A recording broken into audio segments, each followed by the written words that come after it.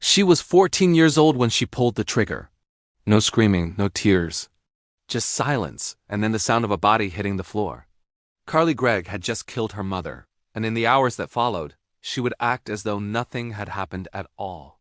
Before we dive into this deeply unsettling case, I want to hear from you. Drop a comment below. What do you think is the most dangerous age for a psychological break? Let me know your thoughts. Now let's go back to the beginning. Carly Gregg was not supposed to be a killer. She was a 14-year-old girl living in a quiet suburb of Rankin County, Mississippi, with her mother, Ashley Smiley, a well-respected math teacher at Northwest Rankin High School. Ashley was known as patient, kind, and deeply invested in her students. She was the type of teacher who stayed late to help struggling kids. She was the type of mother who packed lunches with handwritten notes. Carly, by all outward appearances, was a typical teenager. She was quiet, intelligent, introverted. She kept to herself at school, maintained decent grades, and had a small circle of friends. There were no criminal warning signs, no violent history, no record of aggression or cruelty, no red flags that would have made anyone think she was capable of what was coming. But beneath the surface, something was shifting. Carly was struggling in ways that no one fully understood, not her mother, not her teachers, not even her closest friends. She was beginning to experience something far more dangerous than sadness or rebellion. She was beginning to lose her grip on reality itself. And when that grip finally slipped, the consequences would be irreversible. In the weeks leading up to the murder, Carly Gregg's mental state began to deteriorate rapidly. According to investigators who later reviewed her personal belongings, she had been journaling obsessively. Notebooks filled with dark, fragmented thoughts. Pages covered in handwriting that grew more erratic as time went on. Sentences that started coherent and then dissolved into paranoia, fear, and confusion. The writings suggested a growing sense that reality itself was hostile, that she was unsafe, that she was misunderstood, that she was trapped inside her own mind with no way out. This was not teenage angst. This was not the normal emotional turbulence of adolescence. This was a psychological break in motion, and no one saw it coming. Carly began to withdraw further. She stopped engaging in conversations the way she used to. Her responses became shorter, more detached. She spent more time alone in her room, door closed, lights off. When her mother asked if she was okay, Carly would say yes. But her eyes told a different story. She was slipping away. And the terrifying part is this: even if someone had noticed, even if someone had asked the right questions, would it have been enough to stop what was coming? Would you have noticed the signs? Would you have known what to look for? Psychologists who later reviewed the case described the warning signs of an acute psychotic episode. These are not abstract concepts. They are real, measurable shifts in cognition and perception that can happen to anyone under the right conditions. Paranoid ideation. The belief that others are plotting against you, watching you, waiting for you to fail. Carly began to perceive threats where none existed. She started to believe that people were talking about her, judging her, conspiring to hurt her. These were not rational fears. They were distortions of reality, fueled by a brain that was no longer processing information correctly. Emotional numbing. The inability to feel empathy, guilt, or connection. Carly's emotional responses began to flatten. Things that should have upset her no longer did. Things that should have made her feel something left her cold. This is one of the most dangerous symptoms of psychosis because it removes the internal brake that stops most people from committing violence. Disconnection from consequences. The inability to understand cause and effect. Carly's thinking became rigid, inward-focused, and detached from reality. She could no longer see the future. She could no longer imagine the impact of her actions. She existed only in the present moment, trapped inside a distorted version of the world. Black and white thinking.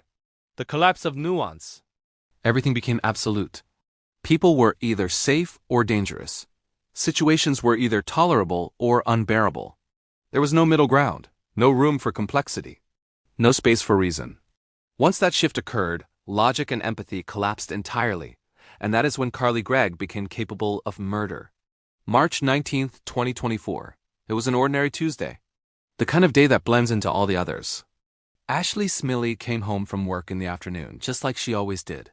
She set her bag down. She called out to Carly. She had no reason to believe that anything was wrong. But Carly was already gone. Not physically, but mentally, emotionally. She had crossed a line that most people never even approach. She had entered a state of mind where violence was not only possible, but inevitable. There was no argument, no visible trigger, no moment of escalation that would make sense to an outside observer. Just sudden, catastrophic violence. Carly retrieved a firearm from the home. She walked into the room where her mother was. And she shot her. Ashley Smiley died almost instantly. And then, in the moments that followed, Carly did something that still haunts investigators to this day. She did not panic. She did not cry. She did not call for help. She contacted a friend, not to confess, not to ask for guidance, but to act as though nothing had happened. As though the world was still normal. As though her mother was not lying dead in the next room. This is what psychosis looks like. This is what happens when the mind detaches so completely from reality that even the most horrific act feels like nothing at all. When police arrived at the scene, they found Ashley Smiley's body. They found the weapon. And they found Carly calm and composed, as though she had been waiting for them. But the most chilling discovery came later, when investigators searched Carly's room. They found the journals. Pages and pages of fragmented thoughts, paranoid ramblings, distorted beliefs. A window into a mind that had been unraveling for weeks, maybe months, without anyone realizing the extent of the damage. One entry, written just days before the murder, read like a warning that no one had been able to hear. It described a world that felt hostile. A reality that felt unbearable. A sense of being trapped with no way out. And then, in the final pages, the writing stopped making sense at all. Just fragments. Just fear. Just the sound of a mind collapsing in on itself. Do you think this was preventable? Do you think there was a moment when someone could have intervened and changed the outcome? Or was this always going to happen? Carly Gregg was arrested and charged as an adult with first-degree murder. She was 14 years old. The legal system was now faced with a question that has no easy answer. How do you prosecute a child whose mind was not functioning correctly at the time of the crime? Mental health evaluations quickly became central to the case. Prosecutors focused on the act itself. The fact that a life had been taken. The fact that a mother was dead. The fact that Carly had pulled the trigger. Defense attorneys focused on her mind. The fact that she was experiencing a psychotic break. The fact that she was not in control of her thoughts or actions. The fact that she was, in many ways, a victim of her own brain. The court was left with an impossible question. How responsible is a child whose reality has collapsed? This is not a question of sympathy. This is a question of justice. And the answer depends on how you define culpability. If someone commits a violent act while experiencing a complete break from reality, are they guilty in the same way as someone who commits the same act with full awareness and intent?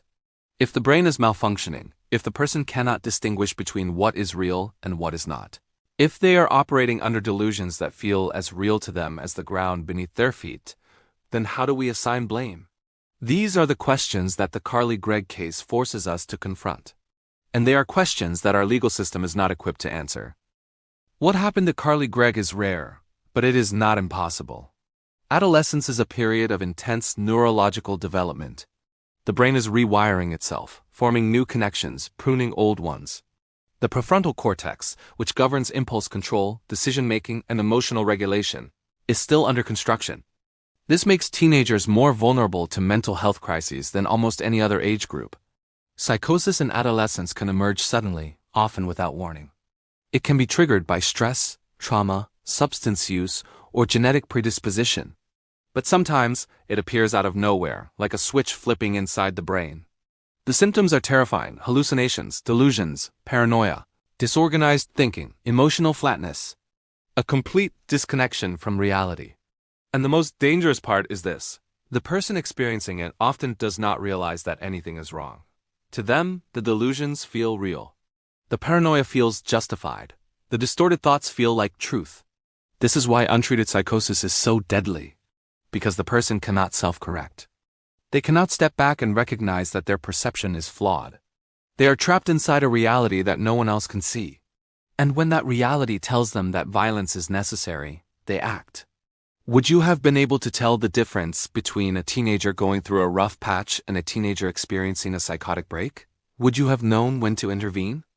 The journals that Carly kept in the weeks leading up to the murder are some of the most disturbing pieces of evidence in the case.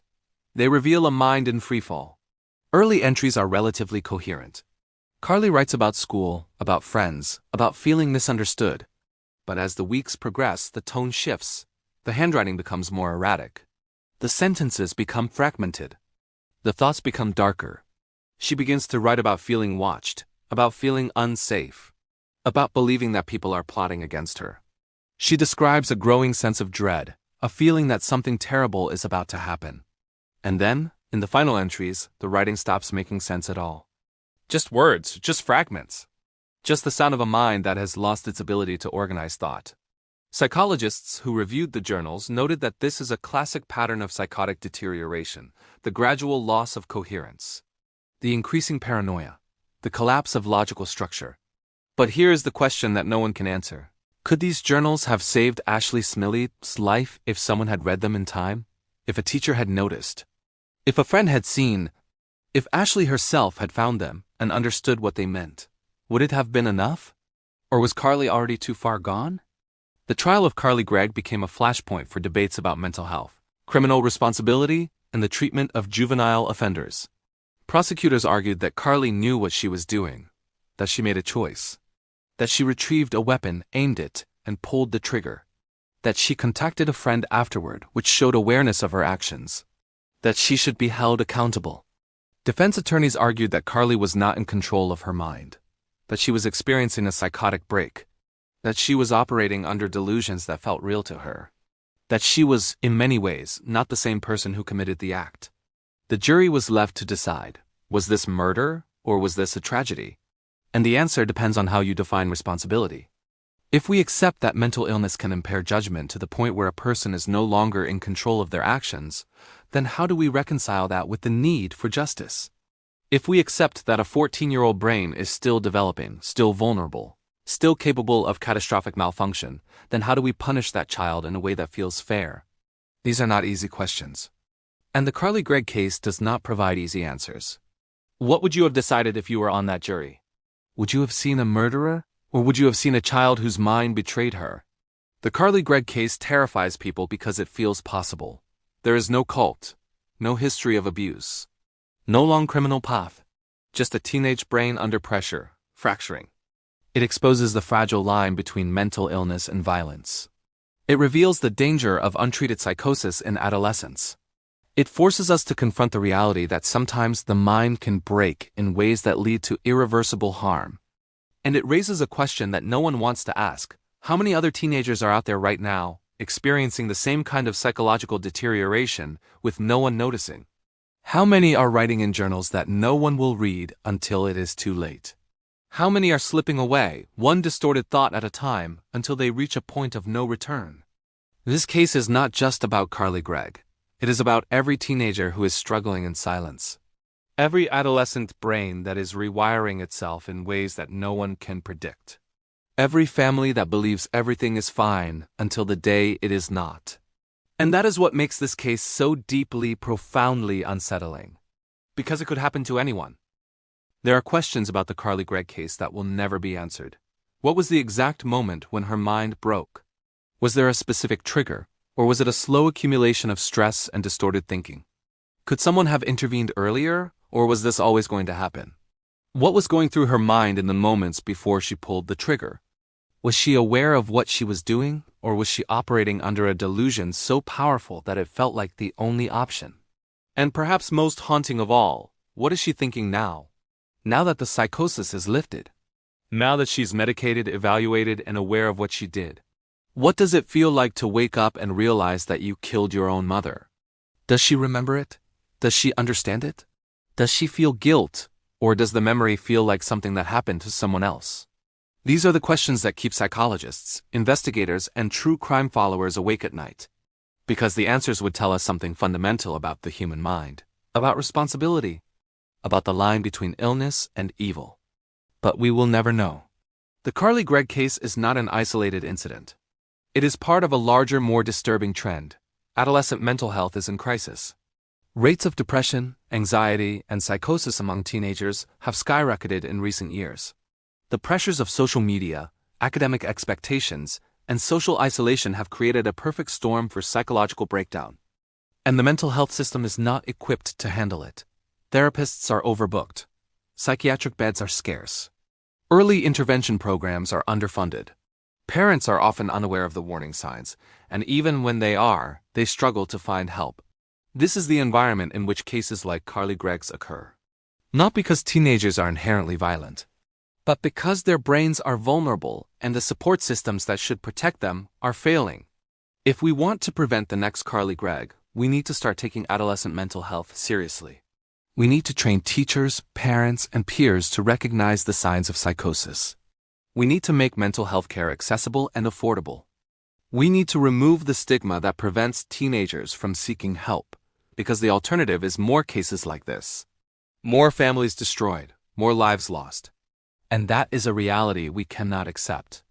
So here is the question that this case leaves us with. If you were Carly Gregg's mother, and you found those journals a week before the murder, what would you have done? Would you have taken her to a hospital? Would you have dismissed it as teenage drama? Would you have known the difference between normal adolescent angst and a psychotic break in progress? And if you were Carly Gregg, trapped inside a mind that was betraying you, would you have been able to ask for help? Or would you have believed, as she did, that the distorted reality you were experiencing was the only reality there was? These are the questions that make this case so deeply, profoundly unsettling. Because the truth is, most of us would not have known. Most of us would not have seen it coming. Most of us would have believed that everything was fine, until the day it was not. And that is the most terrifying part of all. Carly Gregg is not a monster. She is a cautionary tale. A reminder that the human mind is fragile. That adolescence is a period of profound vulnerability. That mental illness can turn a quiet, intelligent teenager into someone capable of unthinkable violence. And that we, as a society, are failing to protect the most vulnerable among us. Ashley Smiley is dead. Carly Gregg's life is over in every meaningful sense. And the only thing we can do now is learn from this tragedy. We can learn to recognize the signs of psychosis. We can learn to take adolescent mental health seriously. We can learn to intervene before it is too late. Because the next Carly Gregg is out there right now, writing in a journal, slipping away, losing her grip on reality. And the question is, will we notice in time? Or will we wait until another mother is dead and another child is sitting in a courtroom, trying to explain how her mind betrayed her in the most catastrophic way possible? The choice is ours. But the clock is ticking,